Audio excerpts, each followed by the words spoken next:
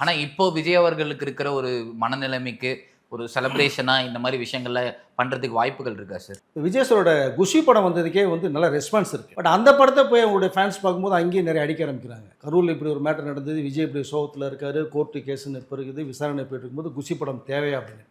நான் என்ன சொல்கிறேன்னா சார், அது வேற இது வேற, அரசியல் வேற, சினிமா வேற. நீங்கள் அந்த ஒரு சம்பவம் நடந்ததுக்காகவே திரும்ப திரும்ப திரும்ப ஒருத்தரை போட்டு அடிக்கின்றது வந்து நியாயமே கிடையாது. நீங்கள் ஃபார் எக்ஸாம்பிள் என்ன சொல்லுவாங்கன்னா, ஒரு துக்கம் நடந்த வீட்டில் உடனே ஒரு சந்தோஷ நிகழ்ச்சி நடத்தணும்னு சொல்லுவாங்க 16 நாளைக்கு முடிஞ்ச உடனே. ஏன்னா அது சேஞ்சஸ் வரணும்னு சொல்லி. அப்படி தான் நம்ம இதை பார்க்க வேண்டியது இருக்குது. ஒரு ஒரு துயரமான ஒரு சம்பவம், வாழ்க்கையில் மறக்க முடியாத ஒரு சம்பவம். ஸோ நடந்துருச்சு. அது எல்லாருக்குமே வருத்தம். யாரும் இப்போ நிம்மதியாக இல்லைங்கிறதான் ஒரு விஷயம் தமிழக மக்களை பார்க்கப்படுது. அதுக்கு மீறி ஒரு விஷயம் வரும்போது நம்ம வந்து அதையும் இதையும் விட்டு கொஞ்சம் ரிலாக்ஸேஷன் கண்டிப்பாக தேவை. ஏன்னா அவருடைய கடைசி படம்ன்ற ஒரு டிக்ளேர் பண்ணியிருக்காங்க. அவர் சொல்லலை, ஸோ பண்ணப்பட்ட விஷயம். அப்படிங்கும்போது இதை ட்ரெய்லரோ ஃபஸ்ட்டிங்களோ வந்து கண்டிப்பாக செலிப்ரேட் பண்ணலான்னு தான் நான் சொல்லுவேன்.